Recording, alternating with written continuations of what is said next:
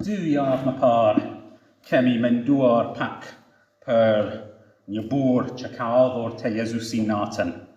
Nicodem emrin e tij ishte një kreh e Judejve, një farisej, një njeri me ndikim. Kishte një vend në këshillën e Jeruzalemit, këshillën sundimtar në Sinedrin. Ishte një njeri shumë fetar, një mbrojtjes e ligjit. Ishte një mësues fetar, një rabi. Dhe ai erdhi te Jezusi në kapitullin e 3 e Gjonit. Dhe erdhi me shumë përullësi ai njeri. Ai tha Jezusit, mësues, ne dim se ti je mësues i ardhur nga Perëndia. Kam kaq shumë respekt për ty, o Jezus, ka thënë Nicodem. Të tjerë, edhe sidomos farisejt, sidomos krerët e Judejve, të tjerë thonë, a Jezusi është gënjeshtar, Jezusi nuk është askush, Jezusi ka një demon. Por Nicodem ishte ndryshe, ai ka thënë je mësues, o Zot. Do të mësoj prej ty, prej teje. Nicodemi ishte serioz, ishte sinqert, ishte i përullur, ishte plot respekt për Jezusin, por kemi lexuar 2 javë më parë çfarë ka thënë Jezusi Nicodemit. Ai ka thënë, në të vërtet, po të them, nëse një nuk ka rilindur, nuk mund të shohë mbretërinë e Perëndis. Nëse kush nuk ka lindur nga ujë dhe nga frymë, nuk mund të hyjë në mbretërinë e Perëndis. Jezusi ka thënë Nicodemit, shiko ti je i vdekur frymërisht. Ti ke nevojë për një jetë të re, për një mrekulli që Perëndia mund të bësh në zemrën tënde, mund të bëjë në zemrën tënde. Dhe menduam pak herën e fundit për atë bisedë që Jezusi pati me Nicodemin. Kur i Gjoni shkroi ungjilin e tij, kur ai shkroi këtë libër, ai shtoi pak komentet e tij pas bisedës.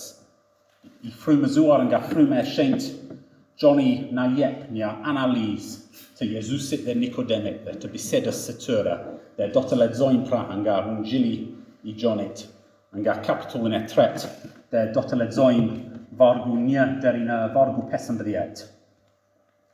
Do të lexojmë bisedën dhe pastaj do të fillojmë me komentet e Gjonit mbi bisedën. Le të dëgjojmë fjalën e Perëndis. Midis farisejve ishte një njeri me emrin Nicodem, një kreh i Judejve. Ky erdhi natën te Jezusi dhe i tha, mësues, ne dim se ti je mësues i ardhur nga Perëndia, sepse askush nuk mund të bëjë shenjat që bën ti në qoftë se Perëndia nuk është me të. Jezusi u përgjigj dhe tha, në të vërtet, po të them, që nëse një nuk lind përsëri, ai nuk mund të shohë mbretërinë e Perëndis. Nicodemi i tha, si mund të lind një njeri kur është plak? A mund të hyjë ai për së dyti në barkun e nënës së vet dhe të lind? Jezusi u përgjigj, në të vërtet, po të them, se kush nuk lind nga ujë dhe nga fryma, ai nuk mund të hyjë në mbretërinë e Perëndis. Që ka lindur nga mishi është mish, dhe që ka lindur nga fryma është frymë. Mos u mrekullo që të thash, duhet të lindni përsëri. Era frymë ku të doje, dhe ti ja dëgjon zërin, por ti nuk e di nga vjen dhe ku po shkon, kështu është edhe çdo njeri që është lindur nga fryma.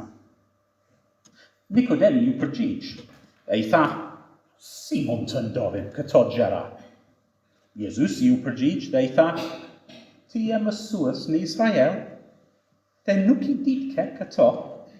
Në të vërtet, unë të them, ne flasim atë që dim, dhe dëshmojmë atë që kemi parë, dhe ju nuk e pranoni dëshminë tonë. Në qoftë se ju kam folur për gjëra tokësore, dhe ju nuk besoni, si do të besoni nëse ju flas për gjëra qiellore? Dhe askush nuk u ngjit në qiell, përveç atij që zbriti nga qielli, pra birit të njeriu që është në qiell. Dhe ashtu si Mojsiu e ngriti gjaprin në shkretë të tjerë, Cystw duhet yn grihet lot biri I nieriwt, që të gjithë që besojnë në të mos humbasin, por të kenë jetën e përjetshme.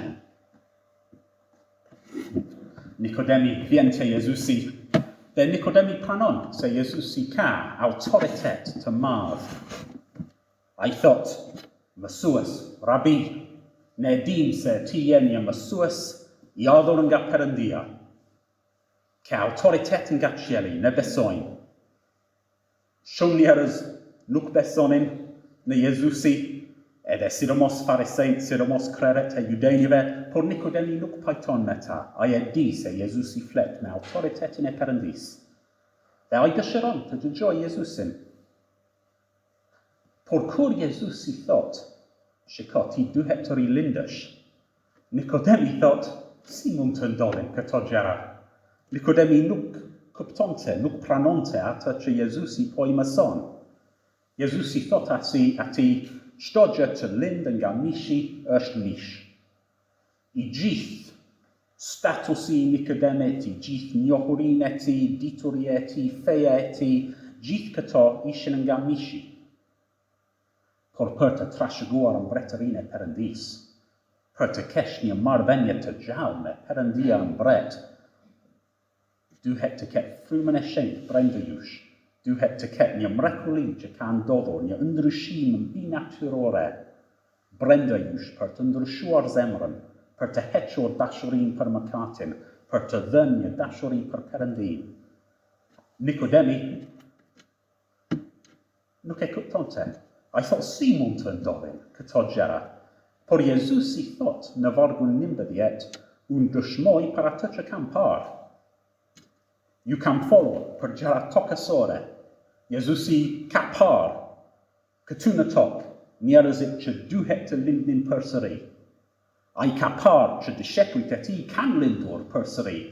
Ai ka parë këto gjëra kanë ndodhur, janë reale. Dhe kjo është dëshmia e tij, ai ka thënë Nikodemit, sikur ai qëndronte në një sallë gjyqi. Kjo është dëshmia okular I asaj që ai ka parë në tokë. Dhe Nikodemi nuk e beson, nuk e pranon. Jezusi thot, ju nuk e pranoni dëshminë tonë. Dhe pastaj në vargu 12, nëse ju flas për gjëra tokësore dhe ju nuk më besoni, si mund të flas për gjëra qiellore? Se duhet ju flas për gjëra jashtë tokës. Nikodemi e hedh poshtë dëshminë e Jezusit. Dhe pastaj në vargu 13, Johnny fillon me disa komente mbi bisedën.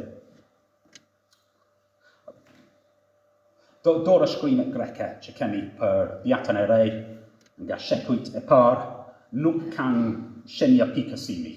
Nuk kanë as pika, as presja, as thonjëza. Të gjitha shenjat e pikësimit janë shtuar nga skribet dhe përkthyesit. Ne duhet të marrim kontekst për të kuptuar se kush po flet në ndonjë varg. Në përkthimin që kemi këtu, kemi shenjat e pikësimit, kemi thonjëzat, edhe fjalët e Jezusit vazhdojnë deri në vargu 21, sipas thonjëzat. Por në fakt mua më duket se kjo është një gabim nga përkthyesit, duket qartë se vetë Johnny po flet në vargu 13, sepse ai thot, Jezusi ka ngjitur në qiell. Jezusi tani është në qiell, Johnny thot. Kur Jezusi ka folur me Nikodemit, ai nuk ishte në qiell, ai ishte në tokë. Por Johnny thot, për këtë bised, biri I njeriut u ngjit në qiell. Ka ndodhur pas vdekjes, pas ringjalljes së Jezusit. Dhe ai thot se Jezusi I njeh gjëra qiellore, edhe ai I njeh gjëra tokësore. Ai zbriti nga qielli në tokë, pastaj u ngjit në qiell, tani ai është në qiell, është në djathtën e artit. Por përpara ngritjen në qiell, Johnny thot një gjë më të rëndësishme për Jezusin. Përpara ngritjen në qiell, Jezusi ishte ngritur në një mënyrë tjetër, dhe do të mendojmë sot për vargu 14 dhe 15 në veçanti. Kur Johnny mendon për Nicodemin, cwrau mendon për bisedyn e Jezusit me ty. Johnny ti cwytohet dichka czyn doedd my par, ma siwm se mimifiet my par na fact. Johnny mendon për Israelitet, duke wdd y tŵar na për shgret y tir. Populi Israelit isyn norwg, dreit tocas y pentwar, dreit vendit cw perendia dot yn bretor ante yn bita. Dreit yn bretor is y perendis na ni cwp tîm. De Johnny mendon per nie historie nga libret e Moisiut, nga librin e numrave. Do të lexojmë pak nga numrat, do të lexojmë nga numrat kapitulli 21. Dhe do të fillojmë me vargun e 4, por po të mbani një gisht këtu në Johnny 3, dhe të mbani një gisht tjetër në numrat 21, do të i punë të mirë, sepse do flasim për të dy pasaje. Po në numrat edhe kapitulli 21, vargu 4, pastaj, bite Israelit u nisën nga mali i Horit, që është mali Sinai, dhe u drejtuan nga deti i kuq për t'i ardhur qark vendit të Edomit, dhe populli u dëshpëruar për shkak të rrugës. Populli pra foli kundër Perëndis, kundër Mojsiut, duke thënë, pse na nxorët nga Egjipti që të vdesim në këtë shkret të tir, sepse këtu nuk ka as buk as ujë, na vjen nevari për këtë ushqim të keq. Atëherë, Zoti dërgoi midis popullit gjarpërin flakërues, të cilët kafshonin njerëzit, dhe shumë Israelit vdiqën. Zoti ka çliruar popullin nga Egjipti. Ata ishin në sklavërin në mjerim, por Zoti ka dhënë atyre liri. Edhe ata po udhëtojnë në tokën e premtuar, por udhëtimi është i gjatë dhe është i vështirë, dhe njerëzit janë të mërzitur, janë të lodhur. Në numrat 21 janë kaq të lodhur, kaq të mërzitur. Nuk kanë buk, nuk kanë ujë, në fakt kanë mana, kanë ushqim nga qielli që Zoti u dha, por nuk u pëlqen ushqimi që Zoti u dha. Dhe kështu ata ankohen, ata flasin kundër Zotit, kundër Mojsiut. Ata fillojnë të rebelohen në zemrat e tyre kundër Zotit. Ata mendojnë, Zoti nuk është i drejt me ne. Po Zoti na ka shpëtuar nga Egjipti, por tani Zoti na ka çuar në shkret të tir, Zoti na ka bërë pa drejtësi. Ne do vdesim këtu. Zoti nuk kujdeset për ne. Ata fillojnë me rebeline në mendjet e tyre, edhe në gojat e tyre. Pse fillojnë të rebelohen? Për një arsye shumë të thjeshtë, sepse kanë zemra rebele. Sepse nuk kanë lindur përsëri. Johnny mendon për një lidhje të fortë midis Israelitëve dhe Nikodem. Zemrat e tyre nuk i besojnë Perëndis, nuk e duan Perëndis. Kur Perëndia u jep atyre gjërat të mirë ato që duan, kur ai jep atyre çlirim, ata janë të lumtur. Por kur përballen me vështirësi, atëherë zemrat e tyre zbulohen, rebelimi i fshehur brenda zemrat të tyre bëhet i dukshëm. Edhe këta ishin njerëz shumë fetar, si puna e Nikodemit. Ata qëndruan me Mojsiu në malin Sinai, ata morën ligjin prej qielit, ata premtuan, do të jemi populli Perëndis, do të zbatojnë të gjitha udhërimet e tij. Ata dukeshin shumë fetar, shumë moral, shumë mirë, por tani që përballen me vështirësi, zbulohet ajo që ishte gjithmonë në zemrat e tyre. Ata kur nuk e deshin Perëndin, dhe kështu ata rebelohen. Dhe Perëndia i ndëshkon ata. Në vargun 6, ai dërgon një murtaj mbi ta, dhe shumë prej tyre vdesin. Ai dërgoi gjarpërin flakërues, helmues, në vargun 6, midis Izraelitëve. Shumë u kafshuan, shumë vdiqën. Pse bëri Perëndia kështu? Jo pse dërgoi Perëndia vdekjen, sepse rebelimi kundër Perëndis meriton vdekjen. Paga e mëkatit është vdekja, thot Bibla, edhe çdo mëkat është rebelim në fund të fundit. Por pse bëri Perëndia kështu? Pse dërgoi vdekjen në këtë formë? Pse dërgoi gjapërin? Po të një Biblën, ti e di pse. Adami dhe Eva u rebeluan kundër Perëndis në kopshtin e Edenit. Gjapëri erdhi te Eva.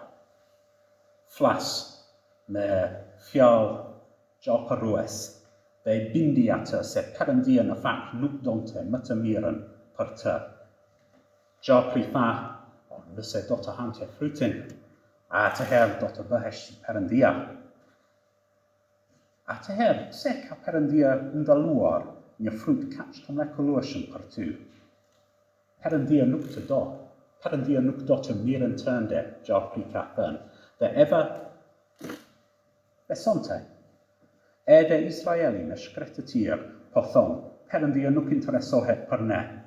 Perëndia nuk dëshiron të mirën për ne. Ata dyshonin në Perëndin.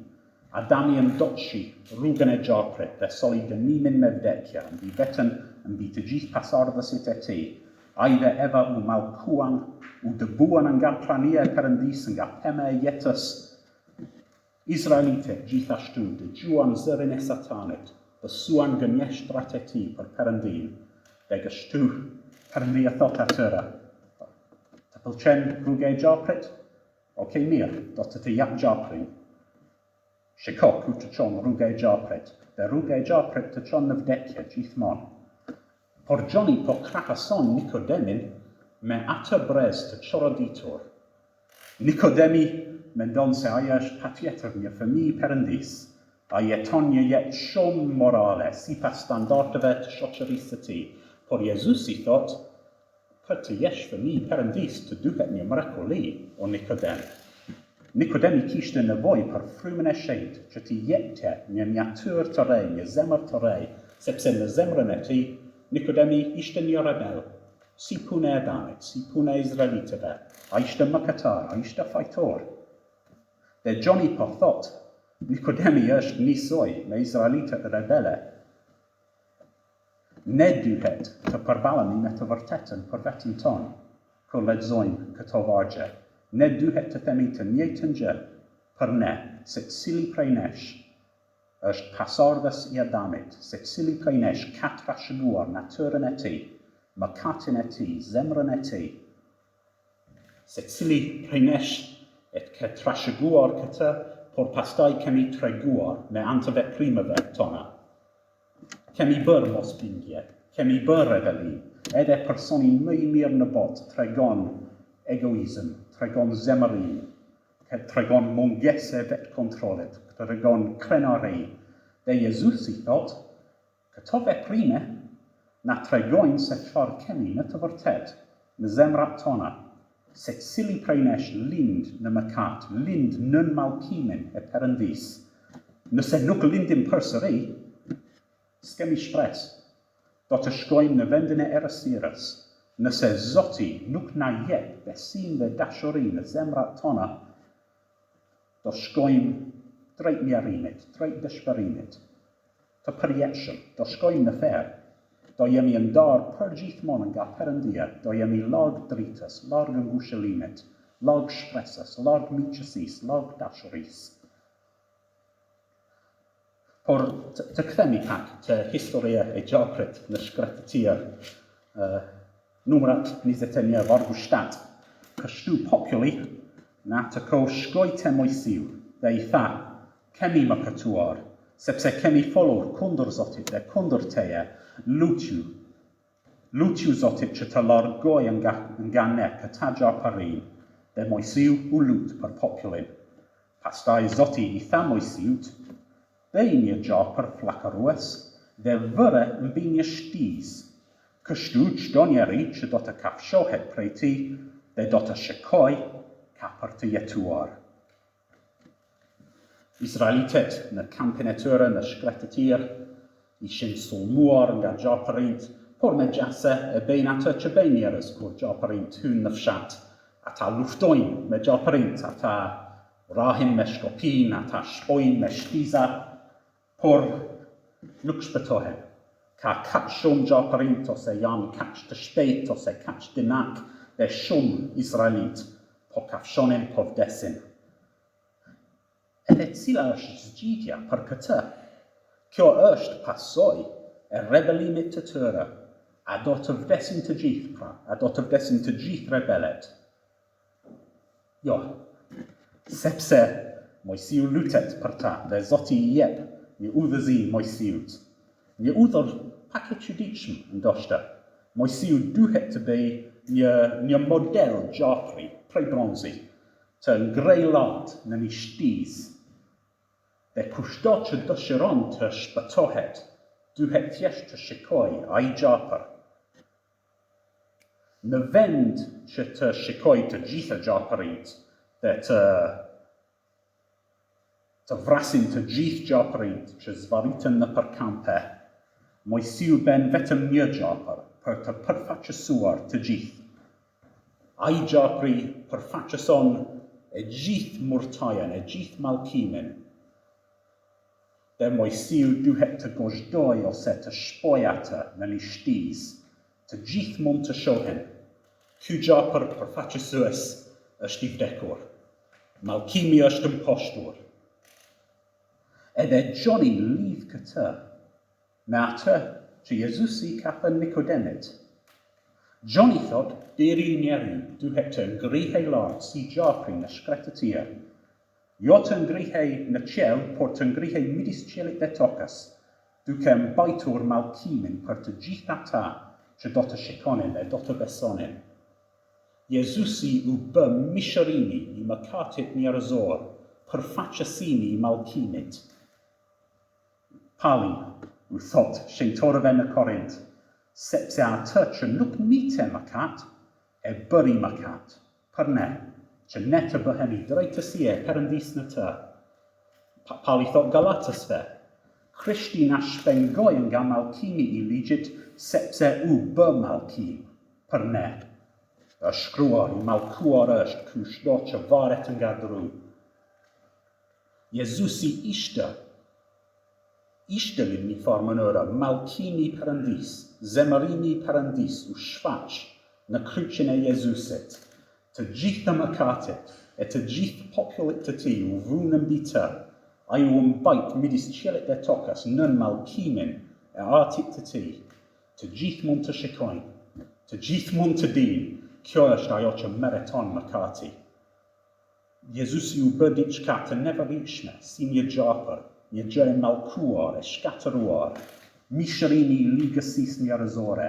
Ai vuajti zemërimin e Perëndis për popullin e vet. Nikodemi shkoi te Jezusi duke thënë, o Jezus, ti je një mësues nga Perëndia.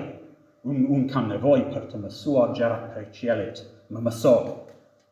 Por Gjoni thot, Jezusi nuk është thjesht një mësues. Ai është shumë më tepër se sa kaq. Ai nuk erdhi për të na mësuar se si të përballemi me mëkatet tona, me dështimet tona.